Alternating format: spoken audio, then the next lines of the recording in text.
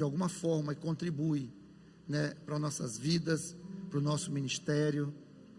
É interessante que a Bíblia diz que algumas mulheres, elas contribuíam financeiramente para o ministério terreno de Jesus. Eu acho isso muito lindo. Aí perguntaram assim: pastor, por que o senhor veio tão alinhado hoje? É em homenagem ao Dia Internacional das Mulheres. Amém? Já me disseram, já me falaram que eu estou parecendo com tudo, irmão. Já me falaram de obreiro da Assembleia de Deus em dia de ceia, né, pastor? Glória a Deus. Já disseram que eu estou parecendo um pastor batista. Já disseram que eu estava parecendo um pastor da Universal. Amém, né? Amém. Mas aí teve um que extrapolou, teve um que exagerou, teve um que me olhou e disse assim: pastor, agora que eu entendi por que a pastora Gorete casou com o senhor. Eu digo: sério? Só agora que tu entendeu? Esses anos todos? Meu Deus do céu. E no dia que eu casei eu nem estava assim bonitinho, irmão. Não, estava com um blazer emprestado, uma calça que a mamãe fez para mim, abotoado assim, olha. Sabe que naquele tempo a gente só passava 15, só ia ver as fotos 15 dias depois, né? Aí quando eu fui ver as fotos, o terno estava abotoado errado. Poxa. Mas a Gorete comprou o projeto na planta, né, filha? Glória a Deus por isso. Olha o resultado. Não está muito bom não, mas está melhorando. Amém, queridos? Posso fazer uma pergunta? Mais uma? Talvez você não vai entender agora, mas ao longo da palavra, da pregação, eu te prometo que você vai entender. Se eu perguntasse aqui: tem algum graveto seco aqui? Alguém me responderia?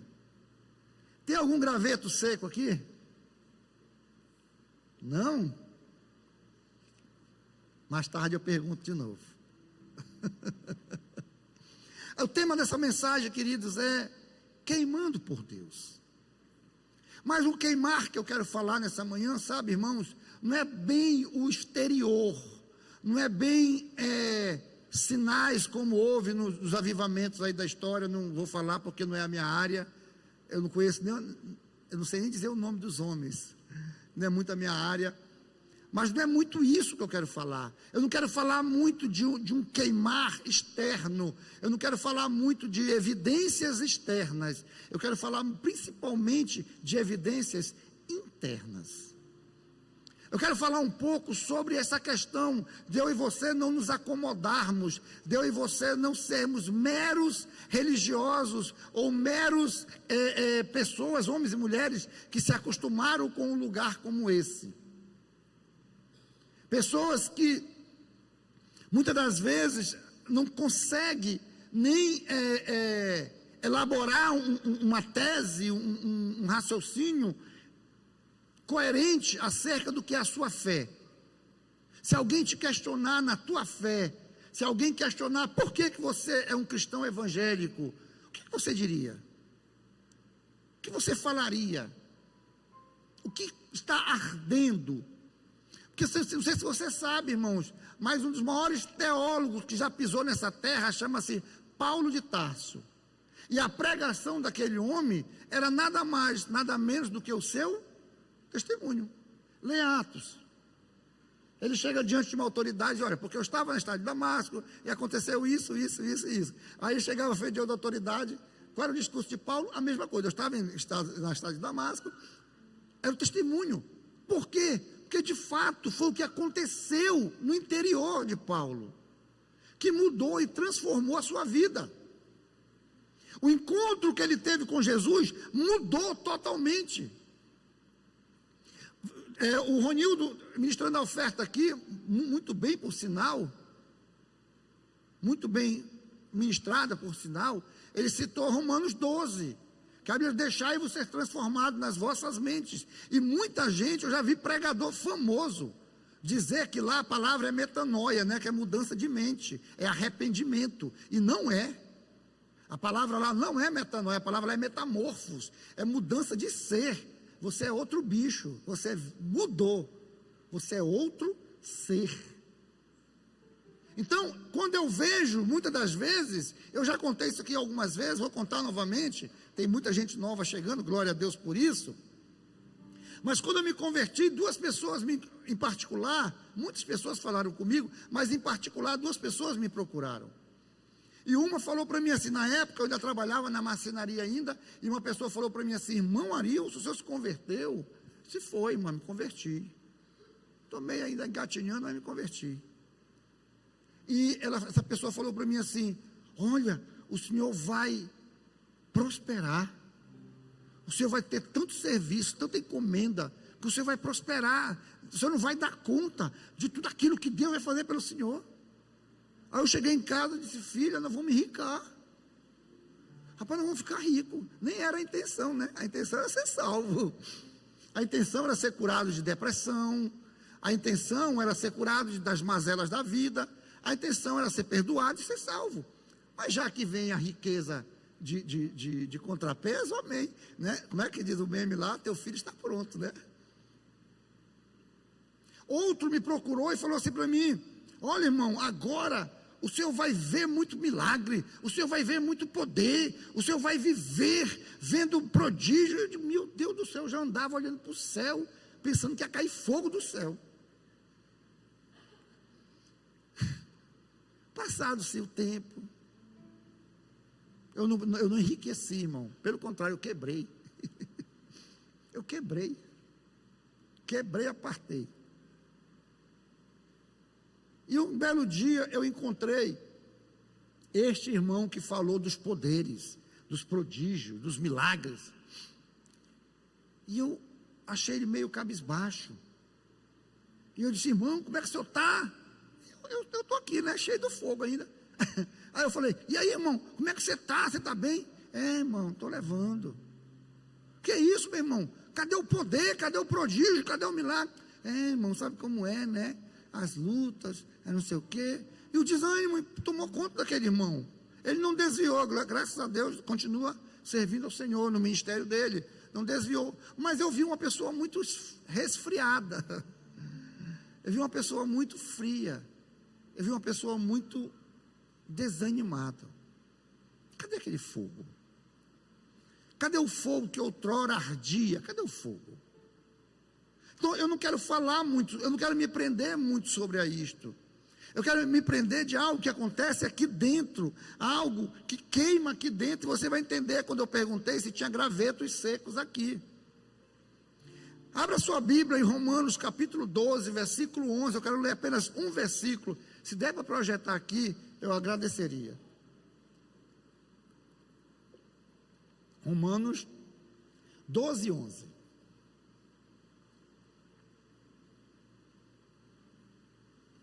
A palavra do Senhor diz assim, vamos ler aqui. Nunca falte a vocês o zelo, antes sejam fervorosos no Espírito, servindo ao Senhor. Essa palavra fervoroso é a palavra zeontes, no grego. Sabe o que ela significa? Todo mundo aí já botou uma panela no fogo para ferver, né? Todo mundo já fez um café, eu acho, né? Mesmo os que não sabem fazer, acho que já tentaram fazer um dia. Quando você vê aquela água borbulhando, fervendo, é a palavra zeontes. Vocês precisam borbulhar, vocês precisam ferver no Espírito. Quando eu pergunto, vivemos dias em que muitos conhecem Deus, mas poucos queimam por Ele. A fé, a linguagem cristã, a atividade religiosa, mas falta fogo. Deus nunca se satisfez com corações mornos. Desde o Antigo Testamento até a igreja primitiva, Ele procura pessoas cujos corações ardam por sua presença. Queimar por Deus não é emoção passageira, é uma vida totalmente rendida, consumida pela glória dEle. Queimar por Deus, ferver por Deus, não é uma emoção. Uma vez me falaram assim, pastor, eu gosto do fulano de tal pregando, porque quando ele prega eu me arrepio. Eu disse, irmão, mas nós não estamos aqui para emocionar ninguém. Porque você pode, técnicas de eloquência, você pode emocionar uma pessoa.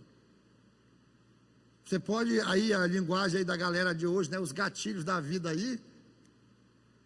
Mas nós não estamos aqui para isso, nós estamos aqui para ministrar a preciosa e inerrante palavra de Deus, que não vai nos emocionar, vai nos transformar. Tem uma canção que diz, né, eu não quero só me arrepiar, não tem isso, né? Não adianta eu me arrepiar aqui dentro e sair aí fora ser o mesmo crente morno. Não adianta. Aí quando eu pergunto se há galhos secos aqui, se há gravetos secos aqui, deixa eu dizer uma coisa para vocês. Perto de um graveto seco pegando fogo, até o mato verde incendeia. Perto de um graveto seco pegando fogo, até os matos verdes incendeiam. Aí a minha pergunta novamente: há gravetos secos aqui nessa manhã? Glória a Deus. Agora sim. Pastor, eu pensei que você estava dizendo que eu estava magrelo. Não. Eu estou dizendo, estou perguntando se eu e você estamos prontos para pegar fogo, para incendiar. Porque perto, querido, de um mato seco, de uma palha seca, querido, qualquer mato verde, indiferente, úmido, encharcado de pecado, até esse mato vai pegar fogo ao lado de alguém que está incendiado de amor pelo Senhor, amém? Glória a Deus. Agora vocês entenderam. E o que significa queimar por Deus? Queimar por Deus é viver uma paixão santa, com o coração alinhado à vontade do Senhor. Lucas 24, 32, aqueles homens no caminho de Emaús disseram: porventura o nosso coração não ardia quando ele nos explicava a palavra? Aqueles homens, queridos, não estavam externamente mudados. Aqueles homens, pelo contrário, eles estavam até tristes, eles estavam desanimados. Por quê? Porque Jesus tinha morrido e eles não entenderam o plano da salvação. Eles iam desanimados pelo caminho, Jesus encosta neles. E eles estão tão desanimados, queridos, eles estão tão envoltos pelos seus problemas, pelas suas frustrações, que nem reconhecem a figura de Jesus ao lado deles. Mas ainda assim, irmãos, como aqueles homens um dia tinham sido ativados, um dia aqueles homens tinham sido incendiados pela presença do Senhor, quando Jesus chega ao lado deles, o coração não fica indiferente, o coração começa a arder, o coração começa a queimar, o coração arde, querido, quando a palavra ela é viva, a presença é real, a obediência é prioridade. Não é simplesmente barulho exterior, é fogo interior. A palavra ainda é viva, querido, no teu coração, na tua vida. A palavra ainda te norteia, a palavra ainda dirige os teus passos, o teu caminho, a tua vida. Antes de tomar decisões, você ainda busca saber qual é a vontade de Deus para a tua vida. A presença de Deus ela é real. Quando a obediência é prioridade.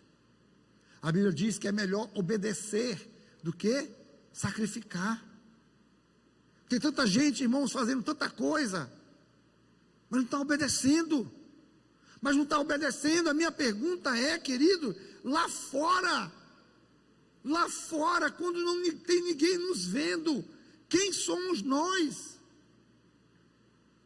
Quando nós não temos ninguém nos olhando, quando nossas esposas não estão perto da gente, quando nossos maridos não estão próximos de nós, quando nossos pais, as namoradas, os namorados estão próximos, os pastores não estão próximos, ou as ovelhas não estão próximas dos pastores, porque pastor também não é super crente. Quem sou eu, queridos, quando não tem ninguém da igreja perto de mim me olhando? Quem sou eu? Está queimando. O Espírito Santo está falando, a voz dele está ainda pulsando no meu coração. Entende? A Bíblia diz, querido, que mais de 5 mil homens, fora mulheres e crianças, estavam com Jesus na multiplicação dos pães. Mas a Bíblia diz que 500 pessoas, mais Tiago, viram Jesus ressuscitado. Desses 501, lá em Atos, no círculo de oração, esperando o revestimento de poder, só tinha 120. Dos 120, querido, só 70 foram enviados para a grande comissão. Dos 70, só 12 andavam com Jesus. Dos 12, só 11 ficaram com ele até o final da Santa Ceia, porque um saiu para traí-lo. Dos 11, só 3 estavam no Monte da Transfiguração e lá no Getsêmani.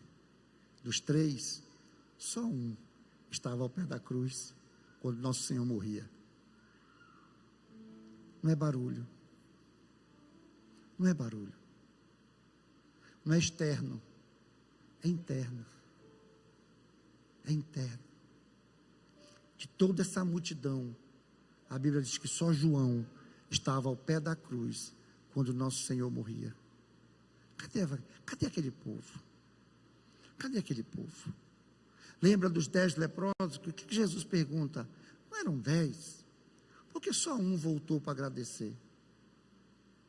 Eu não quero falar, querido, eu não tenho nada contra. E eu gosto também, eu amo também expressões externas. Não tenho nada contra isso. Não tenho nada contra você pular, gritar, correr. Mas pastor Fernando dizia uma coisa muito interessante. Ele disse: eu não estou preocupado como você cai, eu estou preocupado como é que você caminha. Depois que você levanta e caminha, aí é a minha preocupação. Porque como é que você vai viver o pós isso aqui? Como é que você vai sair daqui hoje? Como é que você vai se comportar agora de tarde? Hoje à noite, vocês talvez passem, vão almoçar, né? O dia da mulher, vão comemorar o dia da mulher. Como que vocês vão fazer isso? Como é que nós vamos nos portar diante de uma sociedade, diante de uma comunidade que está esperando algo da igreja? A igreja está de olho em Jesus, mas a sociedade está de olho na igreja. Tanto que quando algum crente, algum cristão evangélico erra, faz alguma coisa, a primeira frase que a gente escuta é porque é crente. Por que dizem isso? Porque de nós eles esperam um comportamento diferente. Não se iluda, nós, a igreja, estamos de olho em Cristo, mas o mundo está de olho na igreja. Aprenda isso. Deus sempre se manifesta através do fogo. O fogo na Bíblia aponta para a presença, a santidade e o poder de Deus. Êxodo capítulo 3, a Bíblia diz que Deus fala com Moisés através de uma sarça pegando fogo. Uma sarça ardente. Moisés olha e espera aí, esse negócio não está sendo consumido. Vou lá olhar. E Deus se revela a Moisés. No Monte Sinai, Êxodo capítulo 19, Deus se revela com poder.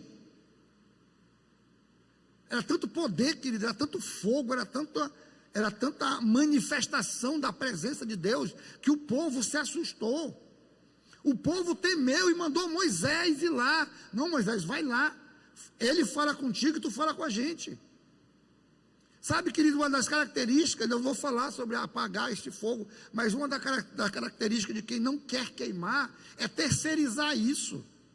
Não, vai lá, fala você, ora você, jejua você, lê a palavra e me explica, porque eu não entendi. Não tem nada errado em perguntar, mas tente primeiro. Tente primeiro. Gaste tempo com a palavra. Gaste tempo, querido, com isso. Deus se manifestou com grande poder no Monte Sinai. No altar de Elias, Deus responde ao verdadeiro culto. 1 Reis 18. Você conhece a história. Elias ora e Deus desce com bolas de fogo, consome todo aquele altar, queima tudo aquilo ali. No Pentecoste, Atos capítulo 2, onde Deus governa a fogo, onde há fogo, há transformação. Não adianta, eu não me iludo. Se uma pessoa tem muito exterior, tem o estereótipo de pessoas avivadas, queimando pelo Senhor, mas no seu testemunho mostra que foi uma pessoa que não foi mudada, essa pessoa não foi de fato purificada pelo fogo do Espírito Santo. Não foi. Eu já vi pessoas, irmãos, exteriormente falando, uma pessoa de Deus, mas eu já vi testemunho de pessoas, irmãos, como a pessoa se comporta, como a pessoa trata a outra pessoa, sabe, pessoas grossas, pessoas rudes, pessoas mal educadas, eu já vi, e eu olho e digo, Senhor, não tem como, é incoerente, não tem como o fogo do Espírito está queimando nesse coração, não tem como, não tem, não tem. Eu aconselhava uma pessoa esses dias, e a pessoa chegou comigo e falou assim, pastor, eu vim aqui para ouvir o senhor dizer assim para mim, ó, desiste. Aí eu disse, você nunca vai ouvir isso da minha boca. Eu disse, não, pastor, diga, eu quero só ouvir o senhor dizer assim, ó, desiste que eu largo tudo. Eu não vou dizer e você não vai largar. Não vai largar. Viva de acordo com aquilo que Deus está ministrando no teu coração. E o resto é com Ele. Mas queime, confie, tenha testemunho, tenha uma vida pautada no altar do Senhor. Não adianta, querido, eu e você virmos ao altar, chorarmos, nos prostrarmos, irmão, nos humilharmos, e sairmos daqui, e pegarmos toda aquela carga de novo, botarmos em cima dos nossos ombros e ir embora, viver a nossa vidinha como se nada tivesse acontecido. Não adianta, porque eu e você vamos viver de altar em altar, altar em altar, em altar em altar, e nada vai mudar, porque Deus se manifesta no fogo, no poder do fogo. Onde Deus governa, há fogo, e onde há fogo, há transformação. Lembra, nós vamos falar um pouquinho, mas lembra, quando o anjo toca na boca de Isaías, com uma brasa ardente queimando, o que acontece? O que acontece com Isaías? Há uma transformação. Irmão, leia o livro de Isaías, até o capítulo 6, Isaías é uma pessoa. Do capítulo 6 em diante, Isaías é outro. Até o capítulo 6, é só juízo. Ah, porque isso, porque esse povo, porque vocês, porque vocês, porque vocês, porque vocês. Depois do capítulo 6, é porque eu, é porque eu, é porque eu, é porque eu. Eu não sou digno, eu sou pecador, eu sou isso, sou eu. Antes desse encontro, é eles, são eles. O culpado é eles. Depois do encontro, o culpado sou eu. Paulo, Atos capítulo 9, na estrada de Damasco, perseguia os cristãos, matava cristão, virava o cavalo do cão. Depois de Atos capítulo 9, é o último que fala e o primeiro que apanha, né?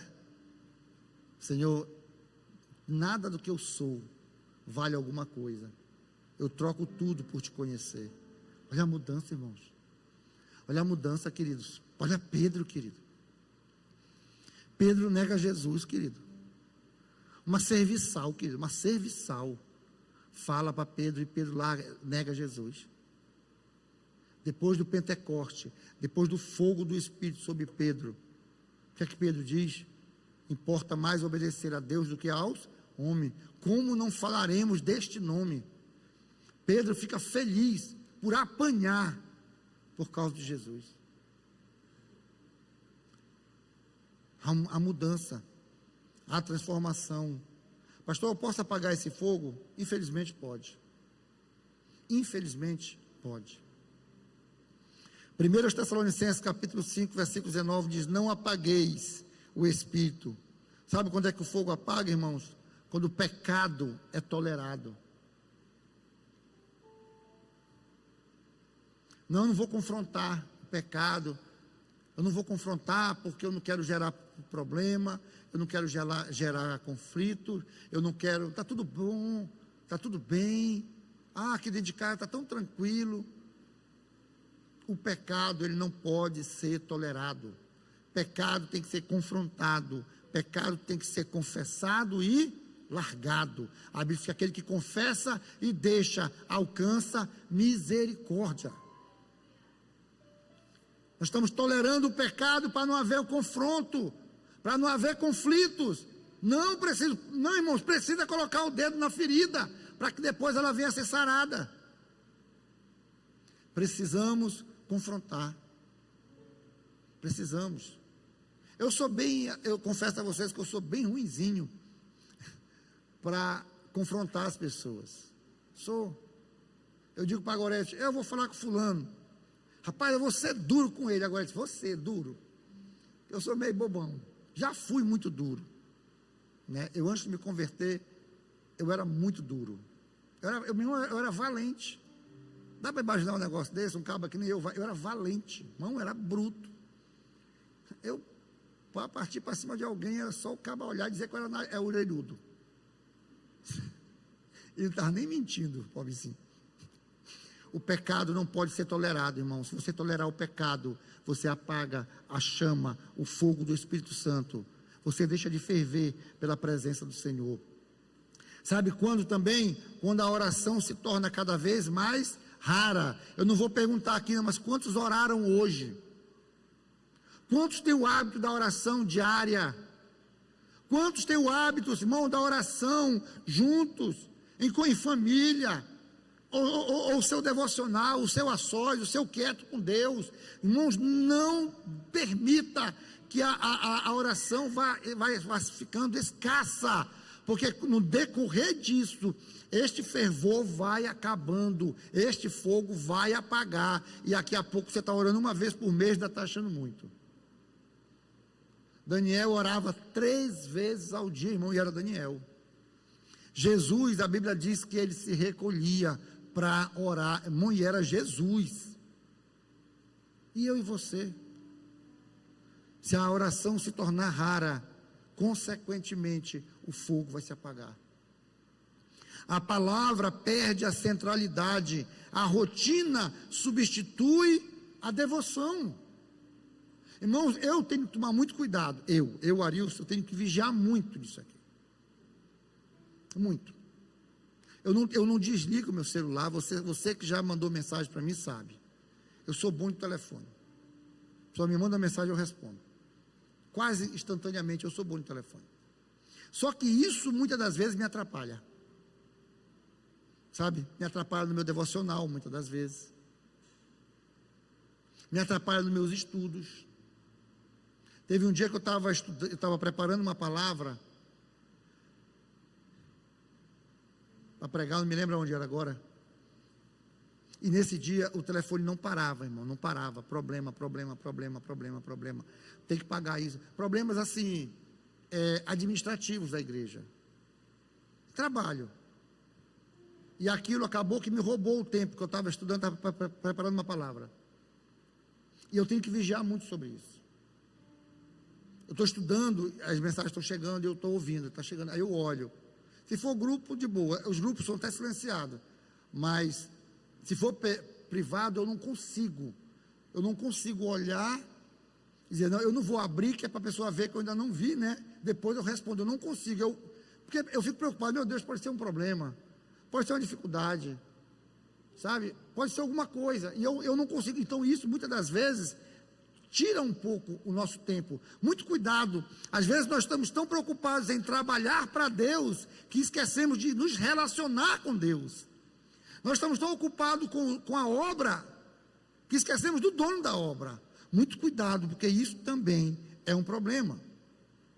Muitos não abandonaram a fé, mas deixaram o fogo morrer lentamente. Mateus capítulo 13, versículo 22, uma das sementes, a Bíblia diz que cai no meio dos espinhos. Aquela semente não morre, mas ela não frutifica. Porque os cuidados e as preocupações desse tempo, cuidado com isso, querido. Cuidado com muita preocupação, com muita ansiedade, cuidado. Ninguém aqui, irmão, ninguém, nem as crianças, estão livres de problemas. Eu orei para uma criança de 9 anos esses dias, que estava com ansiedade. Uma criança de 9 anos. Vigia, esses dias não, uns 2 meses, 3 meses atrás, eu vou entrando no líder. Entrei no líder e me deu algo estranho no coração, meu coração disparou, e eu me encostei assim numa daquelas gôndolas, e não sei o que foi, eu não sei dizer o que foi aquilo que aconteceu. Aí eu mesmo falava comigo mesmo, eu conversando comigo, dizia assim, peraí, está tudo bem, calma, está tudo bem, não está acontecendo nada, calma. Eu me lembrei do Salmo, aquieta-te, ó minha alma, porque te abates dentro de mim. E eu não sei o que foi, não sei, pastor, foi uma crise de ansiedade, pô, não sei, algo aconteceu dentro de mim, e eu mesmo falava para mim, calma, está tudo bem, não está acontecendo nada, está todo mundo bem, o Will está trabalhando, agora ele está em casa, está tudo bem, o ministério está bem, ninguém ligou, ninguém mandou mensagem, não tem nenhuma família em crise, tem uns aí, mas está assim, no processo, está tudo bem, do nada, querido, do nada. Então cuidado, nós vivemos num mundo hoje, que nós podemos ter isso aí, nós podemos nos acelerar tanto, buscar tanto, que esquecemos de nos aquietar. As preocupações, as ansiedades, os cuidados desse tempo, anularam aquela semente, e podem apagar o fogo do Espírito dentro de você. Muito cuidado. São tantas coisas para fazer, são tantas demandas, que esquecemos de nos relacionar, de nos aquietar. Irmão, eu li um livro e eu recomendo. Teve um irmão que me recomendou um livro, eu falei assim, eu já li. Eu disse, poxa, pastor, não dá nem para lhe recomendar livro, o senhor já leu? Eu li um livro maravilhoso, A Pirâmide da Sabedoria, eu recomendo. Pirâmide da Sabedoria. Aquela pirâmide alimentar, né? Só que em vez de ser alimentos, é algo relacionado à sabedoria. E ele fala sobre isso. Hoje quase não existe mais poços, só espelho d'água. Vou explicar. O que é um poço na área do conhecimento?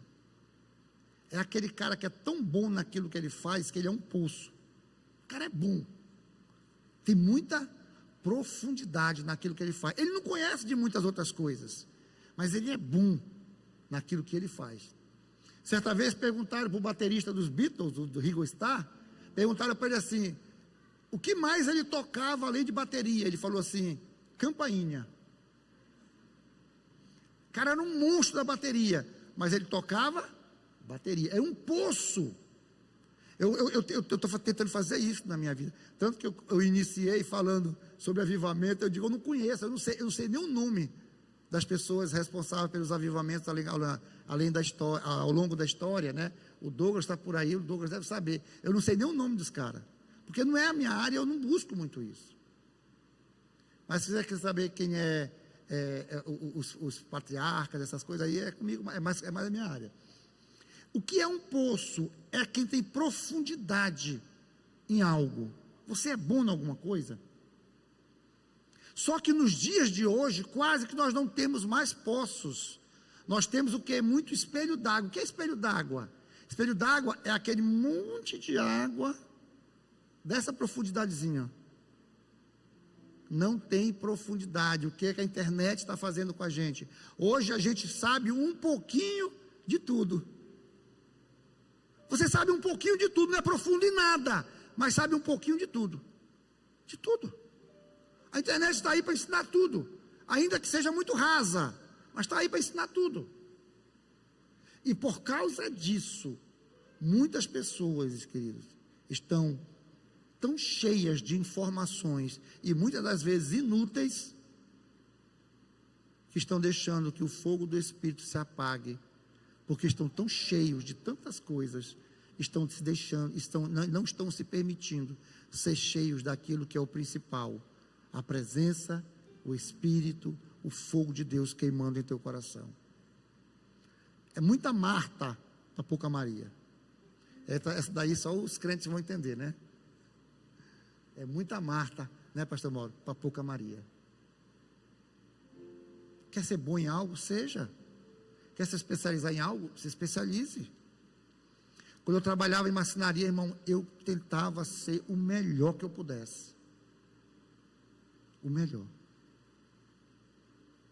Eu estou fazendo, você sabe, a igreja sabe, eu estou fazendo um curso de grego. E eu já fiz 81% desse curso. Há mais de ano. Estou há mais de ano. Por quê? Porque eu não quero fazer de qualquer jeito, eu quero entender aquele negócio. Irmão, quando vocês dizem aquele ditado assim, que alguém fala complicado, e fala, ixi, falou grego. Não é verdade, irmão. Quando alguém fala difícil, eu penso num negócio difícil. Mas eu estou tentando. Se tiver que passar mais um ano, eu passo. Mais 2 anos, eu passo. Eu quero me aprofundar naquilo. Cuidado. Cuidado, que os cuidados desse tempo podem apagar o fogo. E o que mantém o fogo aceso, pastor? O senhor falou de apagar. Levítico 6, o fogo arderá continuamente sobre o altar, não se apagará. O fogo permanece quando o altar está consagrado a sacrifícios diários, lenha constante. Altar é vida consagrada, sacrifício é renúncia, lenha constante, oração, palavra. Quem quer queimar por Deus precisa alimentar o altar todos os dias. Tem gente que só se alimenta no domingo. Só se alimenta no domingo. Tem gente que só ouve, só canta, só adora, se é que adora, no domingo. Eu não me lembro onde é que eu estava agora, eu estava em algum lugar e alguém propôs que eu pagasse um churrasco para uma pessoa. Aí disse assim, você quer comer um bom churrasco? Eu vou pedir para o pastor Arilson pagar um churrasco para você. Mas tem uma coisa, você pode escolher a melhor churrascaria de Capanema, que o pastor Arilson, a pessoa botou meu nome, o pastor Arilson vai pagar para você, mas tem uma coisa, você só vai poder comer no outro domingo. Você aceita? Ninguém aceitou, não me lembro onde é que eu estava, que alguém falou isso. Ninguém aceitou, por quê? Quem que aceita, queridos? Se alimentar só no domingo. Você vai sair daqui, ou se alguém aceitar, eu aceito. Você escolhe a melhor churrascaria de Capanema, eu vou pagar para você. Mas você só pode comer domingo que vem de novo. É todo dia. A Bíblia diz que diariamente o sacerdote ia no altar, limpava o altar, tirava a cinza e colocava lenha nova. Lenha nova, querida, é oração, é palavra. Tem que haver sacrifício nesse altar, renúncias. Renuncia a você mesmo, renuncia a seus desejos, às suas cobiças. Por que tem tanta gente caindo no pecado? Porque não consegue renunciar aos próprios desejos. Cede às próprias paixões. Cede às próprias paixões. Queimar por dentro, irmão, tem um preço. A Bíblia diz, se alguém quer vir após mim, negue-se a si mesmo. Queimar por Deus custa ego, custa conforto, custa a aprovação das outras pessoas. Precisa deixar de os pecados. Sabe, queridas, as pessoas olham para esse versículo e falam de uma forma muito branda. Ah, tem que seguir a Jesus, tem que tomar a sua cruz. Geralmente as pessoas falam em tomar a cruz como uma dificuldade momentânea, um problema circunstancial. Ah, eu estou carregando a minha cruz. Não, queridos. Gente, Jesus e aqueles outros 2 homens que foram crucificados perto de Jesus, carregaram a sua cruz para quê? Para que Jesus levou a cruz? Era um problema momentâneo? Por maior que fosse? Era uma dificuldade circunstancial a cruz? Para que era a cruz?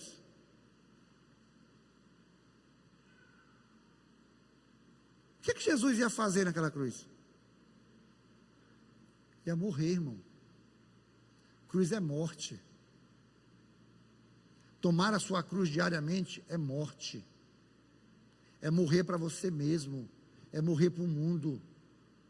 É morrer para as suas próprias paixões e desejos. Cruz é morte. Quando Jesus disse, aquele que quer vir após mim, tome a sua cruz e me siga, ele está dizendo, ei, vem morrer para mim.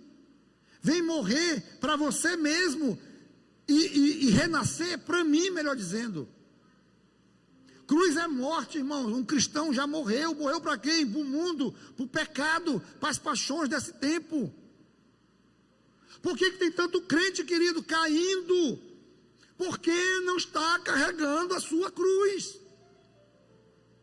Para onde é que Jesus estava indo? Para o Gólgota. Fazer o quê? Morrer.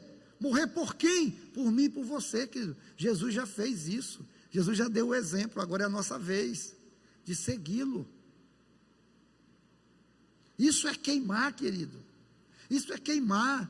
É quando as propostas do mundo vir, não tem ninguém me olhando. Eu digo não. Eu digo não. Isso é queimar. Queimar, quando vem aquela propostinha desonesta, para nós termos uma vantagem financeira, não tem ninguém olhando, mas eu digo não. Vem alguém tentando nos seduzir, vem uma mulher enviada do capeta, tentando me seduzir. Gorete não está perto, as irmãs da igreja, os irmãos da igreja não estão perto, o pastor não está perto, não tem ninguém perto, e eu digo não. Isso é queimar. Eu posso pular, cantar, gritar, me espernear. O pastor Azaí disse que andar pregado na parede é a unção do Homem-Aranha, ainda não vi ainda. Mas tudo isso, chega lá fora, vem uma proposta de Satanás, eu digo sim. Eu estou queimando, querido, com o Espírito Santo? Não estou. Não estou. Os rapazes aí, solteiros, né? Aquelas piriguetes, toda sensualizada, e você diz não. As meninas, né? Vou falar uma palavra aqui, vou falar um nome aqui que vai entregar a minha idade. Aí vem os Dom Juan da vida. Isso é velho, né? Dom Juan é velho, né? Os jovens se olharam assim assustados, que é isso? Vem aquele rapaz bonito, sarado, né? Todo trabalhado na academia, diz a proposta, fala a proposta, né? E você diz não. Isso é queimar no espírito. Isso é queimar no espírito. Certa vez eu estava no trocão, chegou um senhor, se apresentou como presidente de uma câmara municipal, veio um vereador, não era de Capanema, viu, irmãos? Em nome de Jesus, não era de Capanema, era de outro município. Se apresentou como presidente daquela casa, perguntou quem era o gerente, eu disse que era eu, e ele não teve o menor pudor, o menor constrangimento, já foi logo direto, sabe?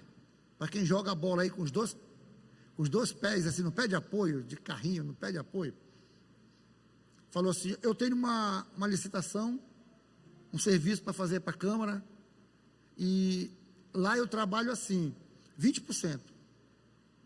Eu não entendi na hora, diante de Deus, eu não entendi. Eu disse, como assim 20%? Eu não entendi. Ele falou, eu trabalho assim, o serviço é seu, só que 20% é meu. Eu olhei para a cara daquele homem, não tinha ninguém perto, nem o pastor não estava lá. Eu falei assim, mas eu não trabalho desse jeito. A gente não faz aquilo que é desonesto. Eu falei mesmo. Irmão, aquele homem chegou com uma arrogância. Irmão, o que me assusta é que é tão natural, né? Que ele já chega assim, falando.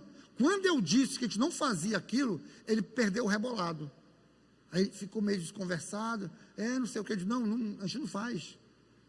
A gente não faz, não tem nem perigo de a gente fazer isso. Aí ele pegou, ficou meio desconcertado, entrou no carro, nem me cumprimentou, mas foi embora. Eu acho que envergonhado, não sei se é que tem. Sabe o que é queimar pelo Espírito Santo, querido? Sabe o que é ferver no Espírito Santo? É quando as propostas vêm, ainda que sejam vantajosas para mim e para você, nós dizemos não. Porque mais vale obedecer a Deus do que obedecer aos homens. Eu posso até, querido, ter prejuízo pessoal, financeiro. Eu posso até perder a minha própria vida, mas jamais eu vou apagar o Espírito Santo que queima dentro de mim. Se você for ler a história dos mártires da igreja, eu já estou terminando. A gente se envergonha. Leiam, lá vem eu de novo com o livro. Leia um livro, Marcados pelo Espírito. Irmãos, dá vontade da gente nem ler mais o resto do livro. Envergonhado. envergonhado. Pessoas queimadas vivas. Tudo que tinham que fazer era negar Jesus. Não negaram. Por quê? Porque maior, mais forte que o fogo que de fora, era o fogo de dentro. Era o fogo que ardia dentro. Homens que viram seus filhos sendo mutilados, amarrado frente a frente com a esposa, assim, ó, e os filhos sendo mutilados. E a esposa, no Dia Internacional da Mulher, e a esposa dizia para ele: meu filho, aguenta, aguenta. Os gritos dos filhos, porque estavam sendo mutilados, e ela dizia para o marido: meu filho, espera, eles vão já parar. Aqui a pouquinho, eles estão no conforto do nosso Senhor. Queimando. Queimando. Tem um que eu acho linda, é que ele estava numa carruagem, indo para ser executado. E os cristãos da época armaram um plano e resgataram ele para ele não ser morto. E ele não gostou.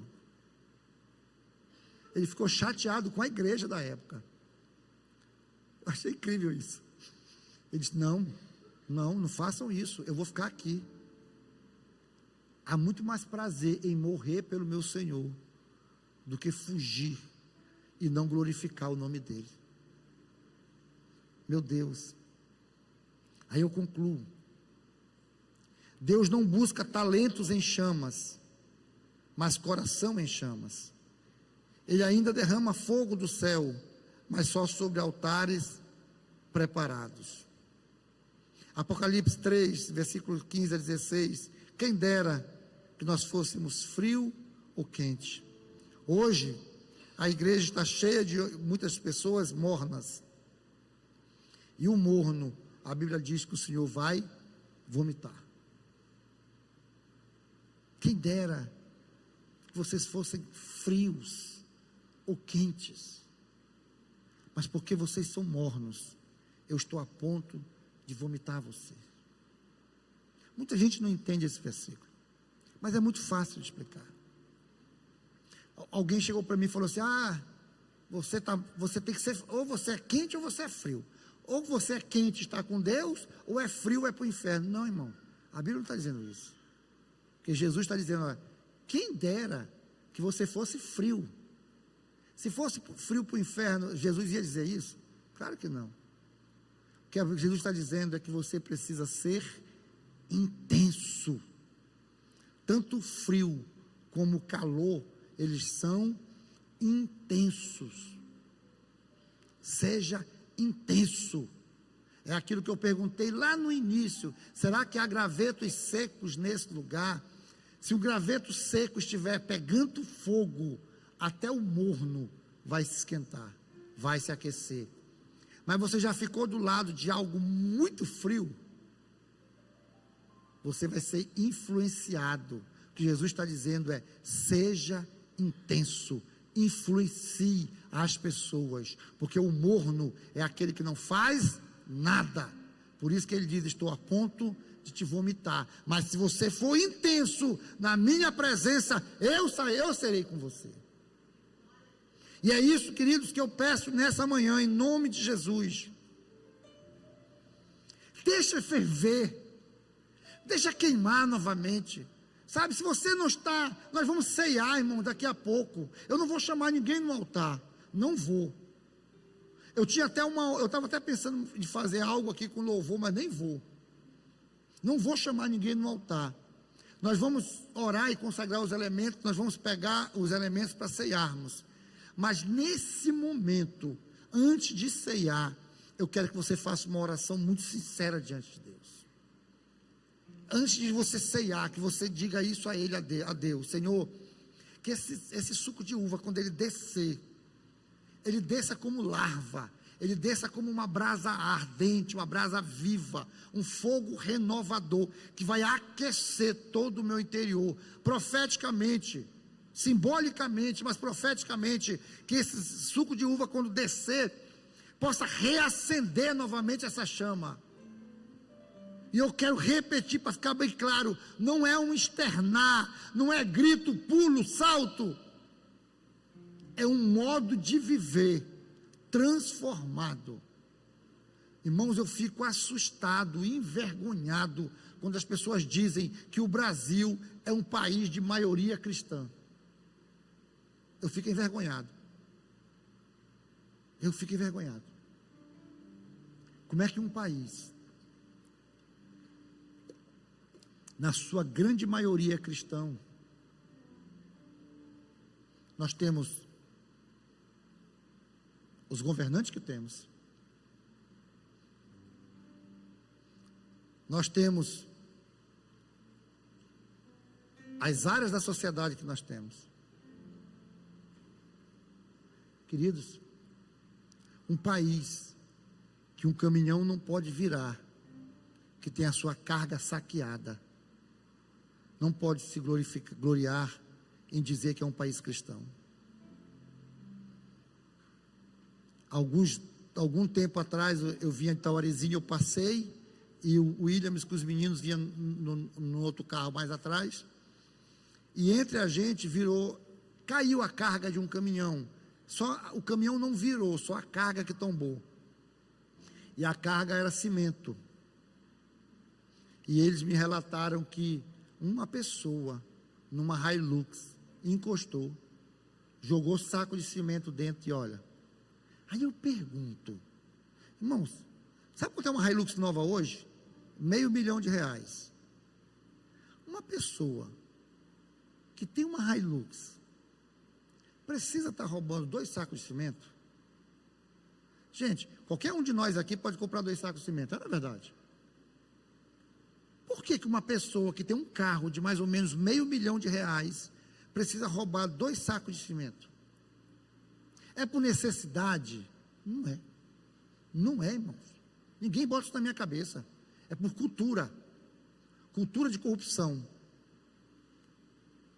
Então é isso que eu peço nessa manhã. É isso que eu peço nessa manhã. É uma transformação íntima, verdadeira. Aqui dentro. Aqui dentro. Sabe? Aqui dentro, queridos.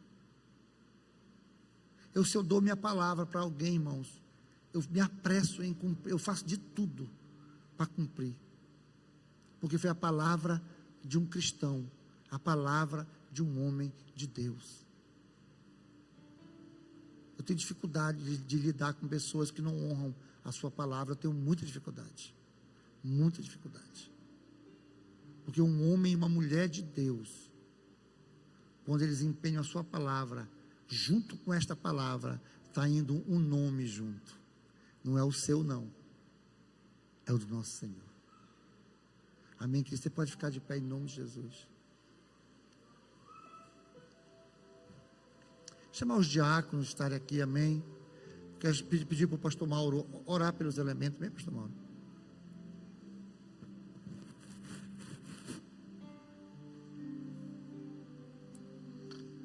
Oremos.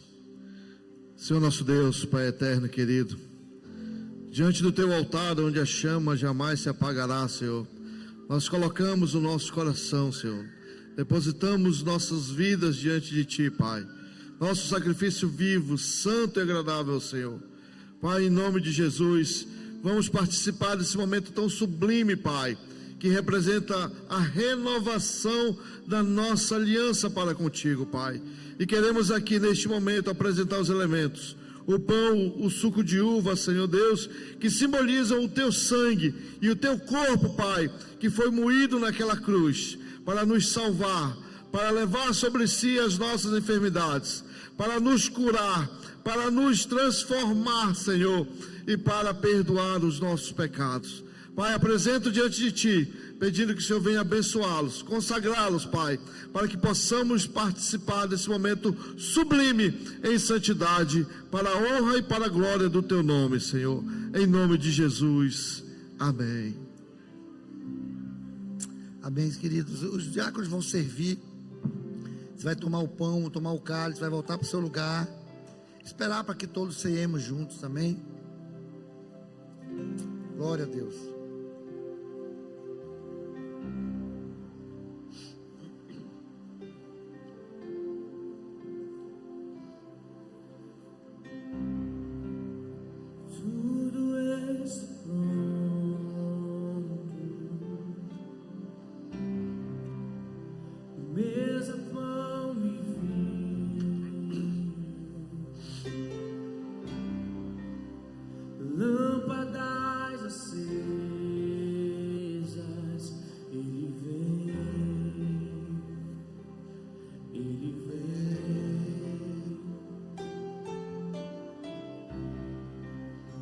Já é quase hora,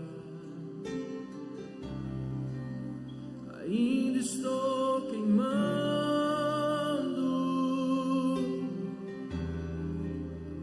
Olho protegido, ele vem, ele vem, ele vem.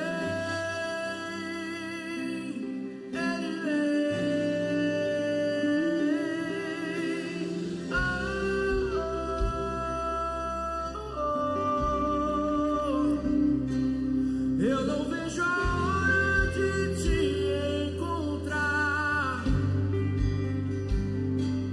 Eu não vejo a hora de te abraçar. Eu não vejo a hora de alguém gritar: o noivo vem.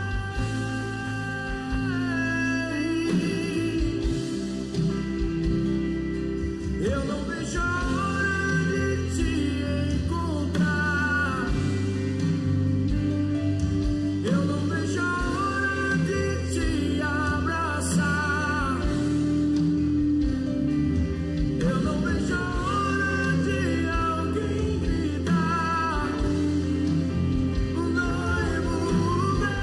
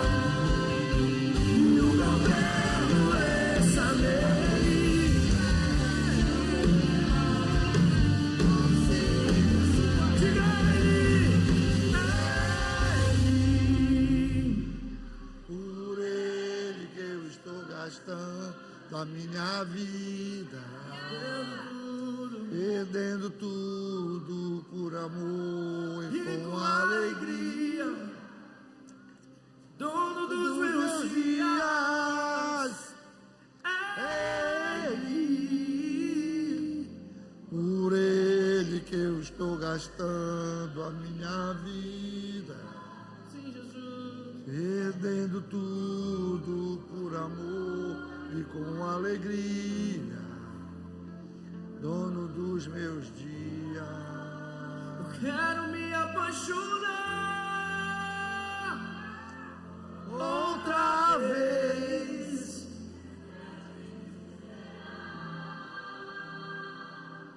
outra vez.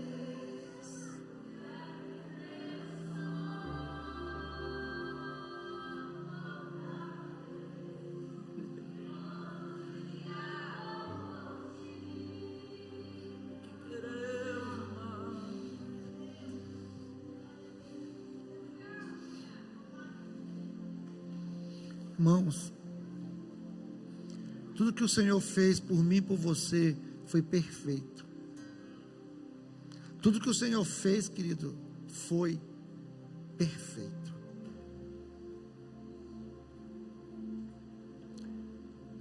Tudo, querido.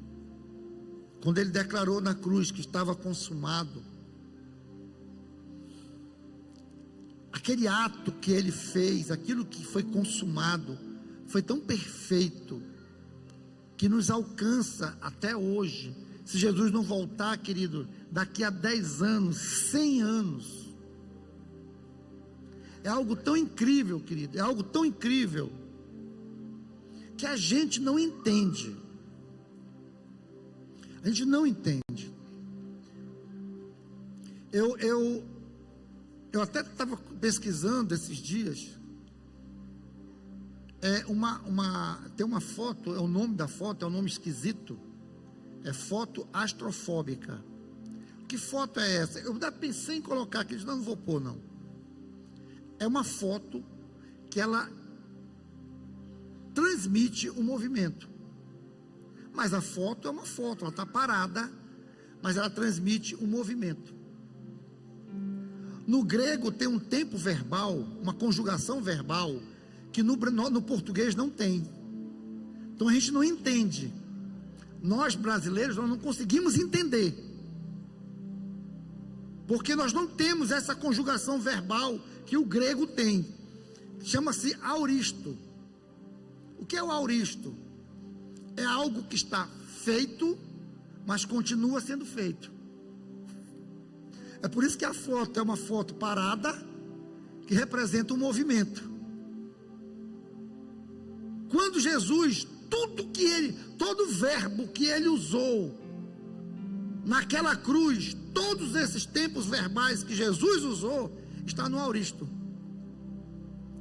A Bíblia diz assim, que Ele entregou seu Espírito e expirou, e morreu. Esse expirou, morreu, está no auristo.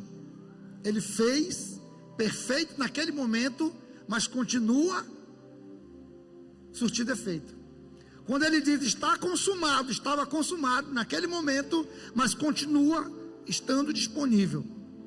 Ou seja, o plano de salvação foi tão perfeito, que Ele morreu naquele momento e salvou aquelas pessoas daquele tempo, os contemporâneos daquela época dele, mas Ele salvou a mim e a você, Ele salvou nossos filhos, os netos, aqueles que vêm, aqueles que virão. Se Jesus não voltar daqui a 100 anos, vai salvar daqui a 100 anos, a 200 anos, a 1000 anos. Por quê? Porque é perfeito.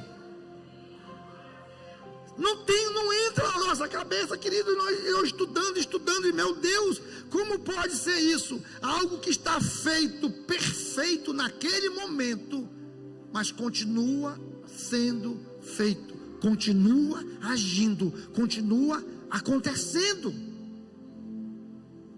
Por isso, engraçado que na palavra, na instituição da ceia, Paulo vai dizer que aquilo que ele recebeu do Senhor, aquilo que eu recebi de Deus, de Jesus, isso eu vos entrego. Veio de Jesus para Paulo, de Paulo para a igreja, e continua acontecendo até hoje. Que na noite que ele foi traído, ele tomou o pão, dividiu, entregou aos seus discípulos e declarou: tomai e comei, este é o meu corpo, que eu entrego em favor de vocês. Entende? Ele entregou para aquelas pessoas daquela época, mas continua entregando até os dias de hoje. Eis o pão da vida, o pão vivo que desceu do céu, que foi moído naquela cruz em favor deles e de mim e de você. E sob a palavra do Senhor, comamos do pão nesta manhã.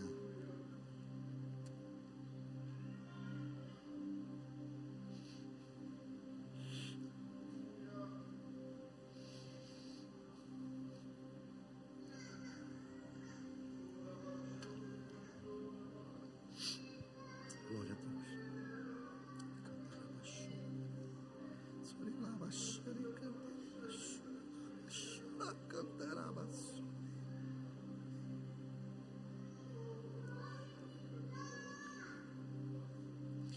Agora, queridos, Jesus toma do cálice e ele faz uma declaração linda. Ele diz que este cálice é o cálice do Novo Testamento, é o cálice da nova aliança, é o cálice da renovação, é o cálice do tudo se fez novo. Agora, nós não estamos mais sob o jugo da lei, agora nós estamos nas asas da graça. Agora a graça nos alcançou. E ele disse, a Bíblia diz que foi Ele, querido, que nos escolheu, Ele que nos amou primeiro. Foi Ele, querido, que Ele diz para Pedro: Pedro, ninguém toma a minha vida, eu a entrego, eu a dou. Eu faço isso por amor desse povo, por amor dessas pessoas. Mesmo que muitos se aproximem de mim querendo só os pães, mesmo que alguns se aproximem de mim por interesse, mas ainda haverão os Joões, ou os Joãos, ainda haverá os Joãos ainda que estarão comigo, ao pé daquela cruz, queimando de amor. E é essa oração que eu quero que você faça nessa manhã profeticamente. É o sangue da nova aliança. Você vai orar ao Senhor, querido, e pedir a Ele, Espírito Santo, enquanto esse suco de uva desce para dentro de o meu ser, que seja espiritualmente falando o teu fogo, o fogo do Espírito reaquecendo, voltando a ferver dentro de mim, voltando a queimar dentro de mim, me restaurando, me renovando. E eu faço esta oração, as coisas que para trás ficaram para trás, e eu sigo para adiante, eu sigo para o novo de Deus, eu sigo para o renovo do Senhor. E é que eu te peço nessa noite, porque nessa manhã, que Ele, quando Ele entregou o vinho, o cálice aos seus discípulos, Ele disse: tomai e bebei, este é o meu sangue, o sangue da nova aliança, do Novo Testamento, que eu derramo por vocês, em favor de vocês. E é isso que eu faço. Faça essa oração no íntimo do teu ser, e após fazer esta oração, tome do cálice no nome de Jesus.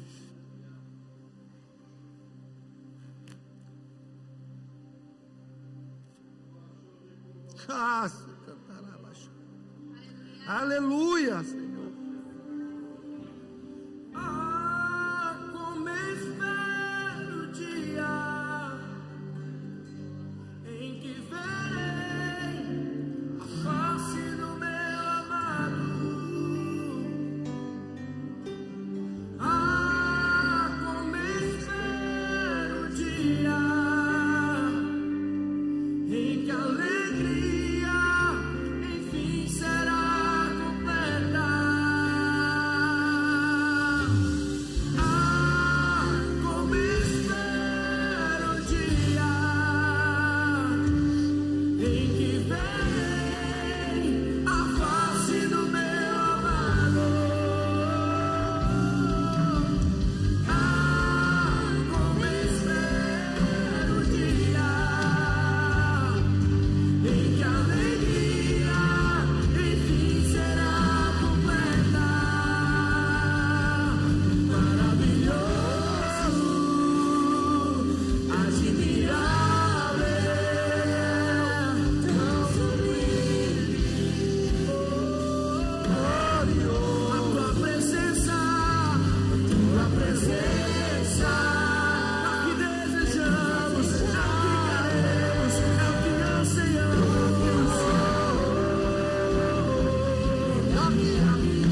É maravilhoso, maravilhoso Ele é.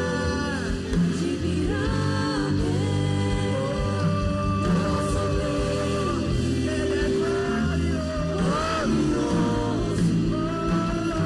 A tua presença é o que desejamos,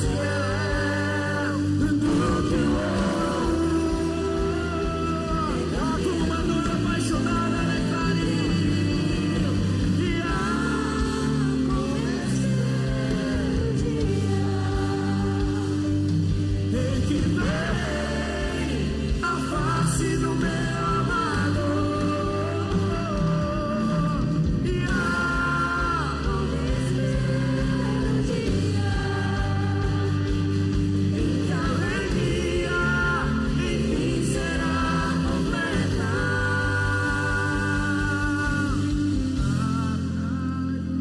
Eu queria fazer uma oração final. Pastor, por que a igreja não fez hoje, né, nenhuma comemoração especial pelo Dia das Mulheres? Porque, querido, a pastora Juliene não está, tem muitas mulheres que não estão, e ficou tudo certo para acontecer na terça-feira. Não falte o culto das mulheres terça-feira, vai ser uma bênção, vai ser feito de uma forma muito especial para vocês, que vocês merecem. Mas eu não posso deixar passar em branco esse dia, e eu queria chamar as mulheres aqui para o altar, para a gente orar por vocês. Queria chamar todas as mulheres ao altar, para a gente terminar esse culto, orando pela vida de vocês, amém? Venham em nome de Jesus.